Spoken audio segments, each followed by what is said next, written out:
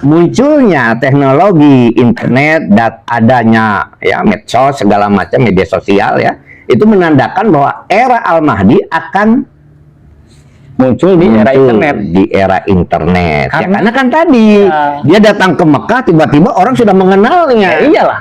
Kalau tidak mengenalnya siapa yang dibayat? Siapa yang dibayat ya? Baru.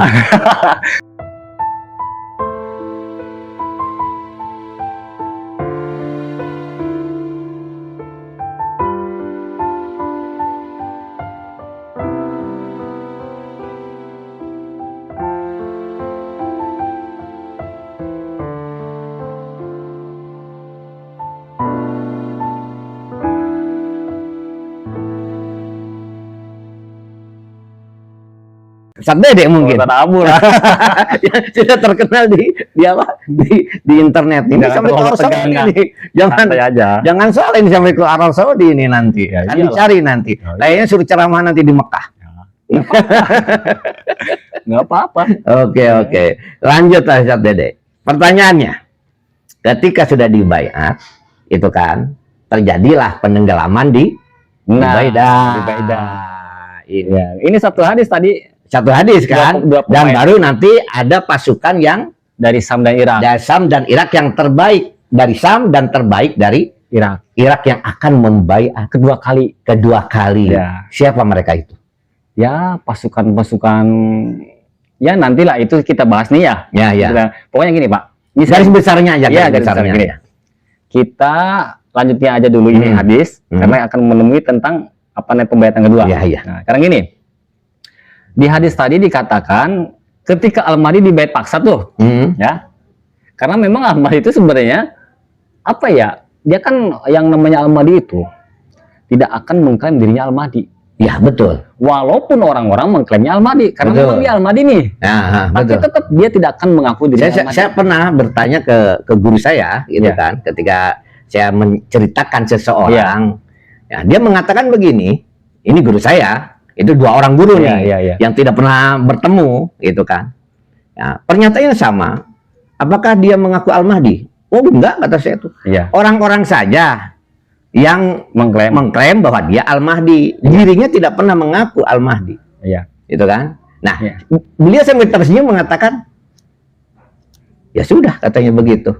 Nah, tapi Ustadz Afwan nih, orangnya nggak pinter, bodoh, gitu kan? Apa jawabannya? Ya nanti juga diislah satu malam katanya. Kenapa pusing amat? Betul Pak.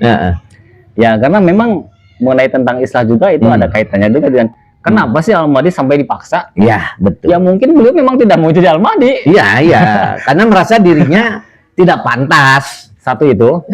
Kedua, menjadi Al-Mahdi itu kan bebannya berat. Ya iyalah. Siapa yang nanggung? Seandainya derajatnya itu apa namanya Al-Mahdi itu seorang nabi, seandainya pasti mengalahkan nabi-nabi yang lain derajatnya. Tapi kan bukan nabi. Tapi untuk istilahnya tugasnya itu lebih berat daripada nabi-nabi yang lain. Yang melawan Dajjal gimana? Ya untuk menyatukan umat seluruh dunia. Terus melawan Dajjal lagi.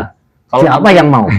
Kalau nabi-nabi dulu kan cuma satu negara diutusnya, ya kan? Iya betul. Ya Al-Mahdi ini sama seperti Kanjeng Nabi.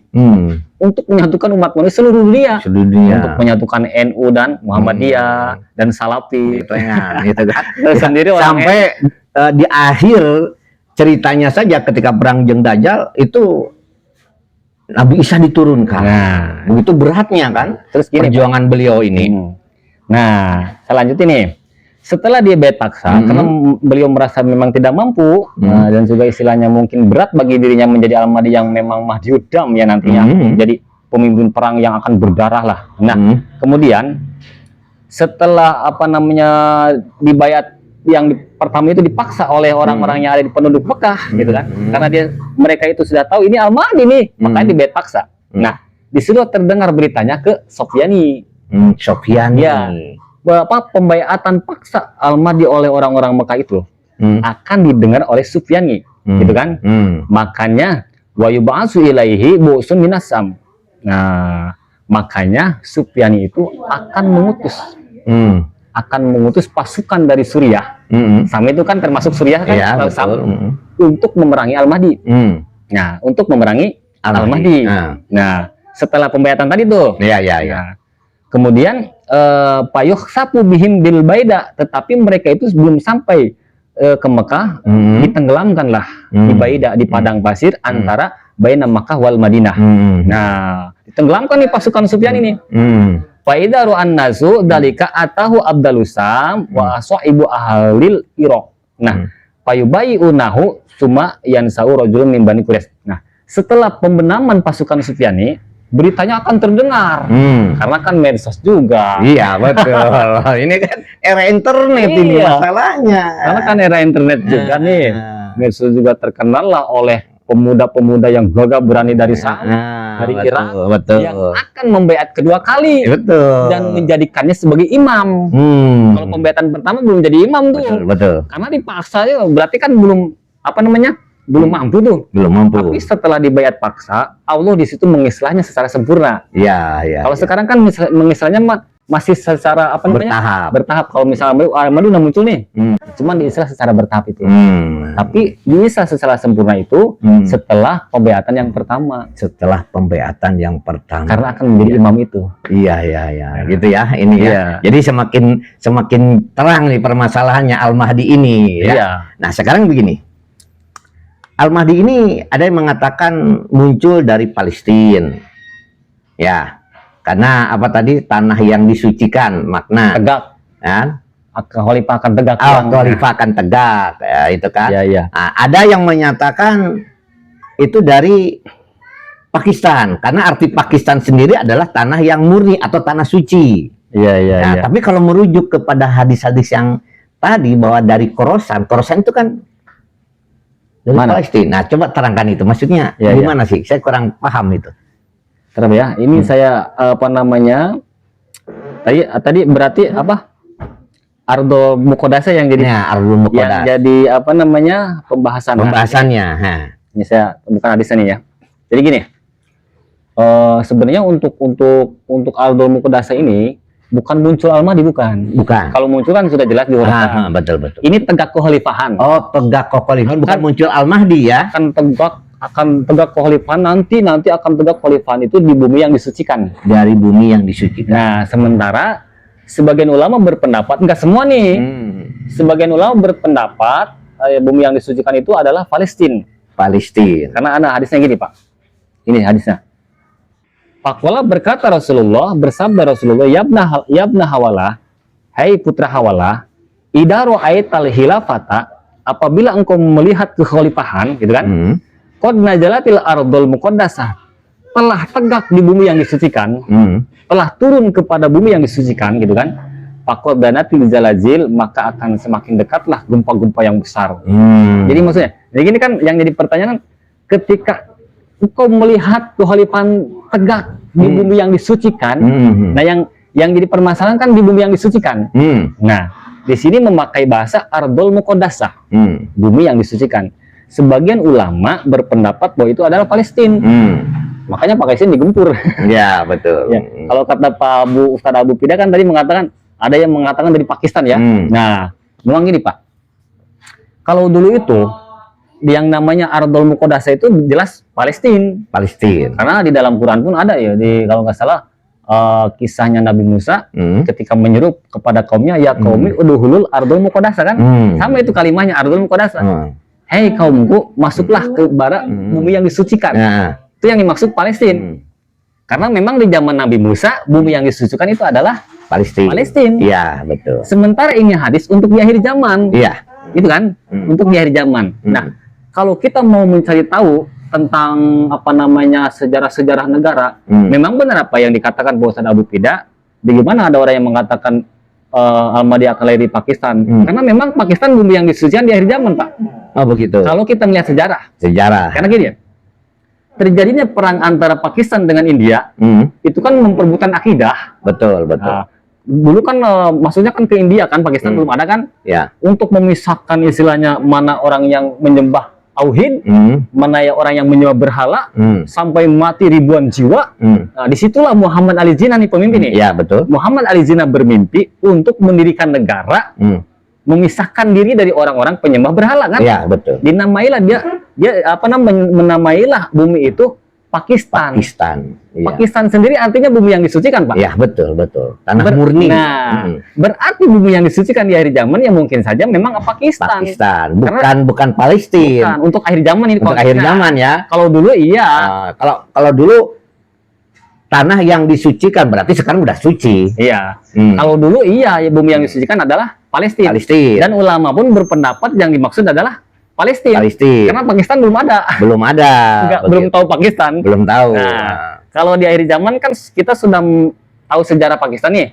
Di antara ribuan negara-negara ternyata yang berperang sampai meninggal ribuan nyawa untuk membela agama tauhid. Betul. Untuk memisahkan diri menamai negara dengan Pakistan. Itu kan hanya Pakistan. Ya. Bahkan beliau itu melewat mimpi loh, Pak.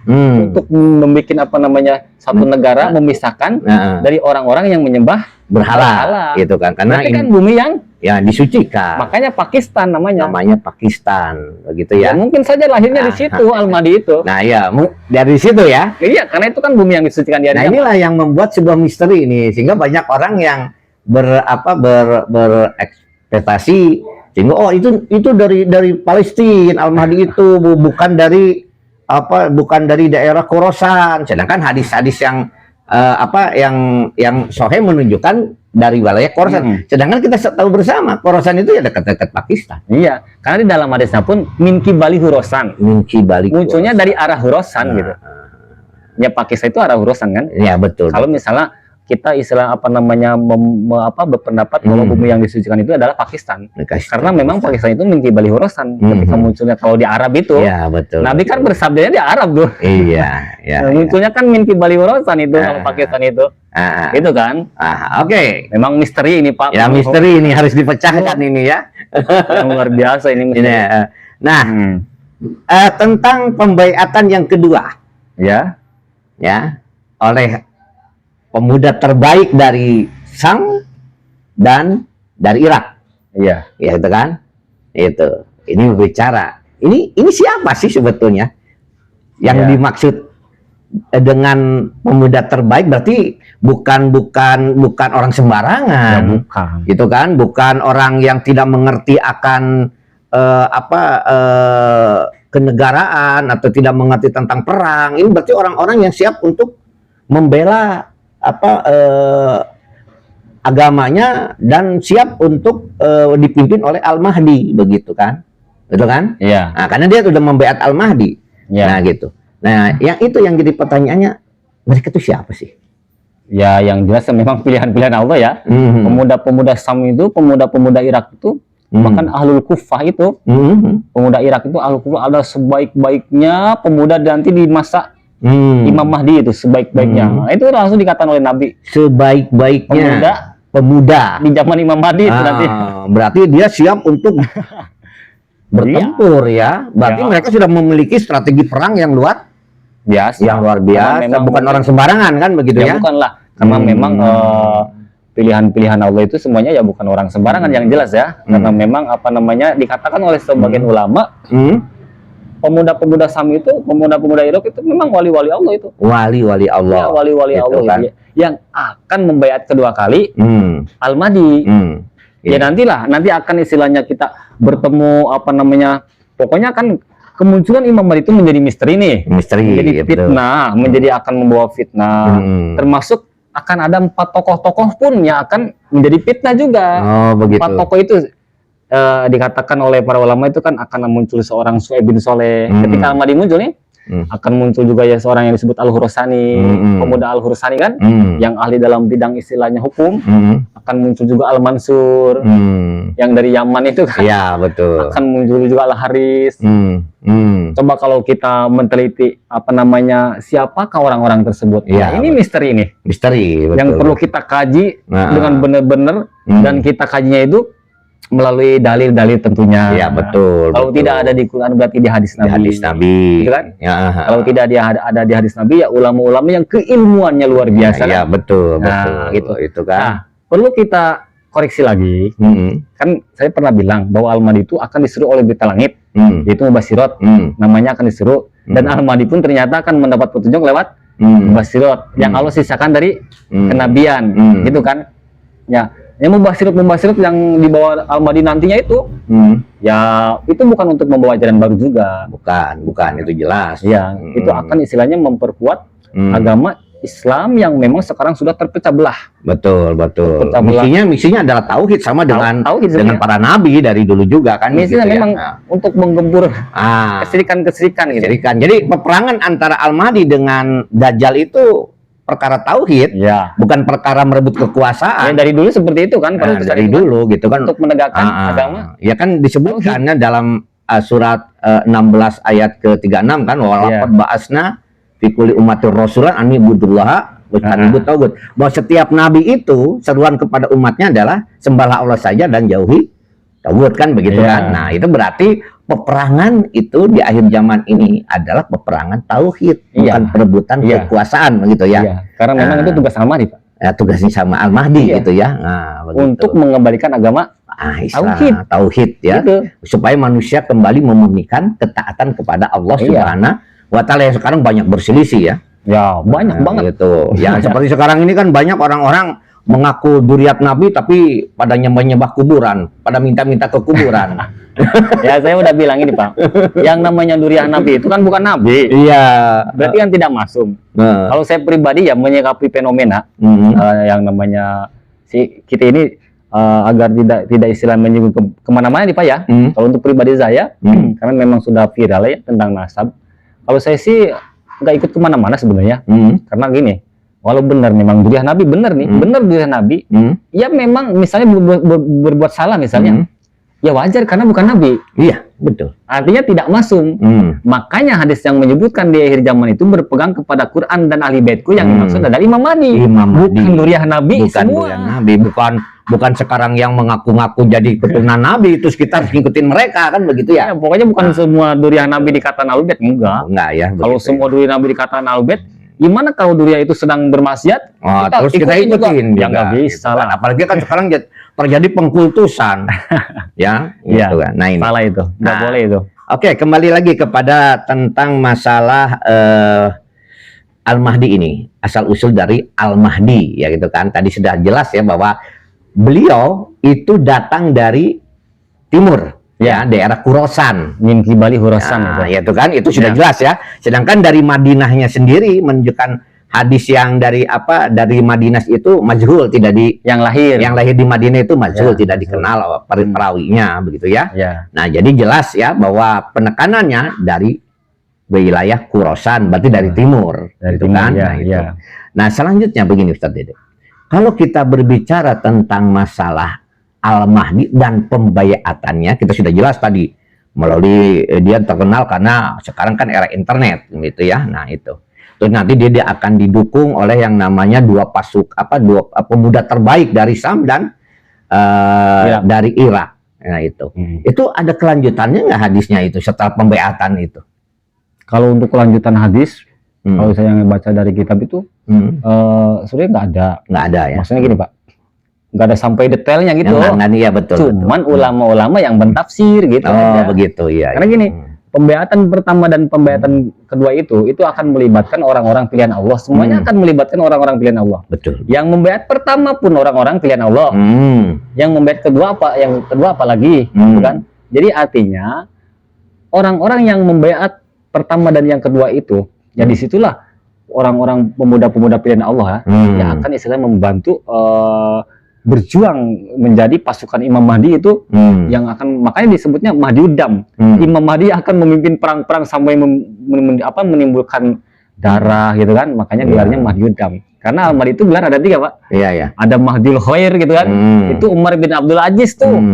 Ada Mahdiuddin, itu kan Nabi Isa. Nah, sebenarnya kalau dikatakan apakah malaikat Jibril akan turun lagi menurunkan wahyu, sebenarnya masih bisa, Pak. Walaupun dikatakan dalam hadis kenabian terputus, kerasulan terputus, yang Allah sisakan hanya mubasyirat untuk memberi petunjuk kan. Tetapi sebenarnya malaikat Jibril masih turun tuh, memberikan wahyu. Siapa? Kepada Nabi Isa alaihissalam. Iya. Karena Nabi Isa adalah Nabi. Iya. Makanya di dalam keterangan di dalam kitab Al-Mizan Al-Kubro, kalau Al-Mahdi bukan lewat malaikat Jibril, bukan. Kalau Nabi Isa itu lewat malaikat Jibril. Betul. Cuman yang disampaikan oleh malaikat Jibril kepada Nabi Isa adalah min syariati Nabi Muhammad SAW. Salam. Jadi syariat Nabi bukan membawa wahyu baru, bukan ajaran baru. Iya, tidak. Itu kan dari meneruskan dari syariatnya ya Rasulullah. Pokoknya terkait pemuda tadi ya yang jelas akan berkaitan dengan Bani Tamim. Bani Tamim. Terus kemudian Bani Tamim itu kan Su'aib bin Soleh tuh. Nama gelarnya, bukan nama asli itu, Pak. Kalau nama asli bisa saja orang misalnya gini. Sekarang tuh udah hari zaman nih, gitu kan ya. Saya mau ganti nama nama saya misalnya Su'aib. ayah saya namanya Soleh gitu kan. Nanti saya kan Su'aib bin Soleh gitu. Kan nggak bisa seperti itu, Pak. Ya, gitu, kan? Makanya Nabi itu memberikan hadisnya seperti itu kan. Su'aib bin Soleh itu kan itu sebenarnya gelar ya. Su'aib itu su'ubun kan, su'ubun artinya kelompok. Ditaskir oleh ulama, namanya itu kan ditaskir Su'aibun. Gitu kan? Betul. Kalau misalnya Abdun ditaskir Ubaidun. Berarti kan hamba kecil. Iya. Kalau Su'ubun itu kan kelompok besar. Su'aibun kelompok kecil. Ya. Nah, berarti bin itu kan putra. Bukan putri kan? Bukan. Kalau putri binti kan? Binti. Nah, berarti sekelompok kecil putra yang soleh. Iya. Maksudnya gini, Bani Tamim itu akan munculnya di sekelompok kecil orangnya yang soleh. Gitu. Makanya gelarnya Su'aib bin Soleh gitu. Ya, kelompok betul. kecil seorang lelaki tapi yang soleh gitu. Gitu, iya, Pak. Betul kan? Maksudnya paham kan ya? Paham. Semua tokoh-tokoh yang ada melibatkan dari Al-Mahdi semuanya gelar. Al-Mahdi gelar. Su'aib bin Soleh gelar. Bani Tamim sama itu. Kalau itu mah keturunan. Tamimi kan. Terus kemudian apa namanya? Al-Khurasani itu gelar. Al-Mansur itu gelar, bukan nama sebenarnya. Gitu. Kalau nama sebenarnya bisa jadi pita jadi orang-orang. Ya. Ini saya Al-Mansur, nama saya Mansur kok. Gitu ya. Enggak, Pak. Itu semuanya yang melibatkan tokoh-tokoh kepada Al-Mahdi itu semuanya gelar. Termasuk Al-Mahdi pun gelar. Gelar. Oke, semakin menarik nih Ustaz. Tapi ya tunda aja dulu. Karena kita yang masih pertanyaan ini banyak sekali, termasuk yang tadi Sofyan itu siapa? Kenapa dia datang dari daerah Suriah? Nih, Pak. Ya, ini, Pak. terus kenapa dia bisa masuk ke Mekah, ke Madinah? Kan ini masih banyak pertanyaan nih. Iya. Gitu kan? Nah, itu. Sufyan itu gelar, Pak. Gelar juga Kalau Sufyan ini nama asli, saya yakin nih orang yang waras nih ya, yang otaknya waras seluruh dunia nggak mau lah menjadi nama Sufyan nih. Ya nggak mau. Seperti orang yang waras nggak mau ngasih nama Firaun ke anaknya. Iya, ternyata saya Sufyan nih kan. Padahal nama saya kan Sofwan. Sofyan, ya. Padahal nama saya kan misalnya kan siapa namanya Pak Abu lah misalnya gitu kan. Itu. Kenapa orang-orang sekarang banyak inginnya jadi pendukung Al-Mahdi semua? Ada yang mengaku jadi siapa tadi Mansur gitu, mengaku jadi Bani Tamim, bahkan ada yang mengaku jadi Al-Mahdi, tapi nggak ada yang mengaku jadi Sofyani. Ya, ini jadi pertanyaan itu. Kenapa nggak ada yang mengaku jadi Sofyan? Nanti saya Sofyani yang akan memerangi Dajjal gitu. Tadi kalau di saya ada tuh nama Sofyan, tukang cendol itu. Iya. Asal dia akan mengejar Al-Mahdi nggak mungkin. Oke, Dede. Nah, kita tunda dulu saja pembicaraan ini tentang siapa Sofyani sebenarnya, siapa sebetulnya Bani Tamim sebenarnya, dan siapa Al-Mansur yang sebenarnya, dan bagaimana Al-Mahdi ini nanti akan cara berjuang Al-Mahdi dalam menegakkan kalimat la ilaha illallah. Kita sudah jelaskan bahwa pertempuran Al-Mahdi di akhir zaman itu, munculnya Al-Mahdi adalah untuk memurnikan tauhid ya, gitu kan, bukan yang lain gitu kan, memurnikan yang tauhid. Al-Mahdi tidak terikat dengan politik yang begituan lah. Tidak begitu. Yang ini nama ada namanya Muhammad, ada namanya Ahmad, ada mengatakan kalau tidak namanya Muhammad atau Ahmad itu bukan Al-Mahdi. Itu gimana? Ya, kalau untuk masalah nama Al-Mahdi ya, saya sebenarnya sudah pernah bahas berulang-ulang ya Pak ya, untuk siapa nama Al-Mahdi.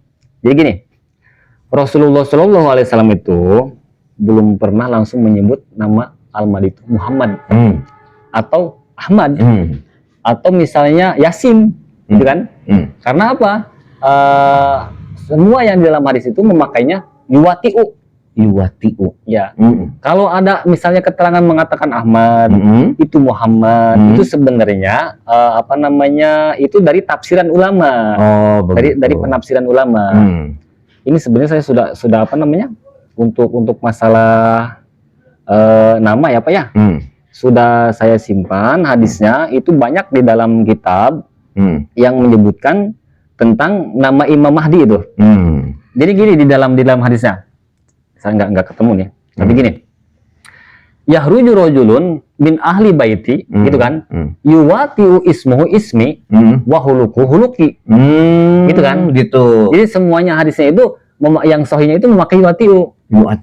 Jadi nggak ada, saya belum pernah baca ya, mungkin langsung menunjuk kepada Ahmad itu. Enggak. Cuman ulama tafsir mengatakan mungkin saja namanya Muhammad, mungkin saja namanya Ahmad, barangkali bisa juga namanya Yasin. Yasin juga kan nama Nabi juga. Betul. Gitu kan? Bisa juga namanya Rohim. Rohim kan nama gelar Nabi juga itu. Yang jelas bukan Irfan gitu ya. Yang jelas bukan itulah. Itu yang itu ya. Iya. Dede apalagi. Di Sunda banget. Orang Sunda banget Dede itu. Mas, mah didoyan kopi. Jangan rokok deh. Iya, rokok deh. Aduh, jangan. Saya tak mau jadi Ahmadi enggak. Berat lah. Berat. Jadi pendukungnya berat, Pak loh. Iya, betul. Apalagi menghadapi nanti masa-masa perang. Aduh, bingung. Oke, teruskan. Nama ya. Itu kan ya rujuk kata Nabi nih. Akan muncul siapa rojulun seorang lelaki min ahli bait, ahli bait lagi nih. Berarti Al-Madi jelas ahli bait ya.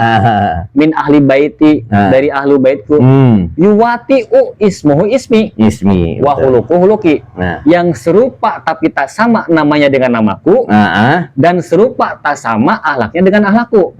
Serupa tapi tak sama. Nah, namanya dengan nama ayahnya pun sama, Pak. Serupa tapi tak sama. Serupa tapi tidak sama. Kalau sama nih, contoh. Enggak, bisa dipahami nggak? Serupa tapi tidak sama. Ayo. Serupa tapi beda kalau begitu. Iya, hanya mirip. Mirip saja.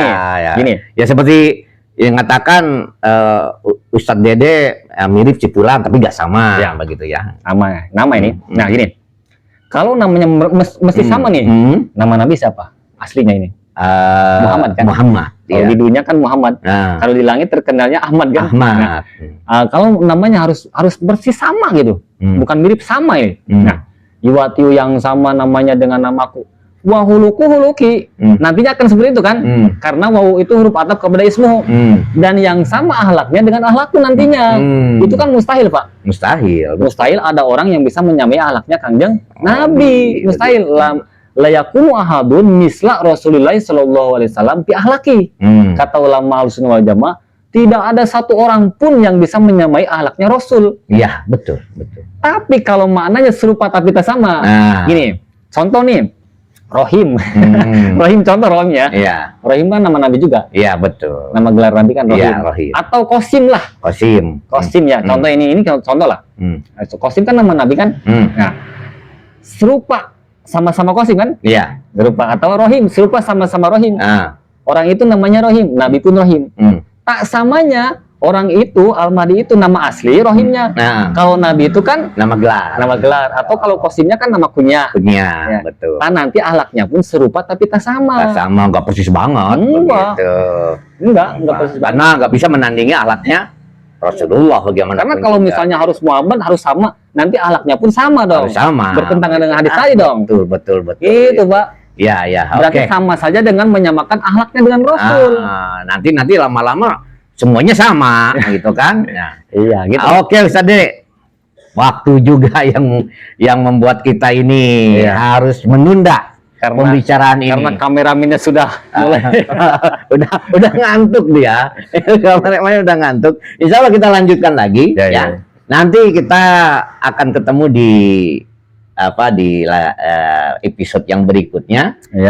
Ya mudah-mudahan apa yang disampaikan menambah wawasan. Insya Allah kita akan terus membahas. Nanti siapa itu Bani Tamim, siapa itu Al-Mahdi dan siapa masuk, kita akan terurai semuanya nanti insya Allah dalam misteri huru-hara akhir zaman. Mungkin begitu saja. Rabbana atina fid dunya hasanah wa fil akhirati hasanah wa qina adzabannar. Walhamdulillahi rabbil alamin. Wassalamualaikum warahmatullahi wabarakatuh. Waalaikumsalam warahmatullahi wabarakatuh.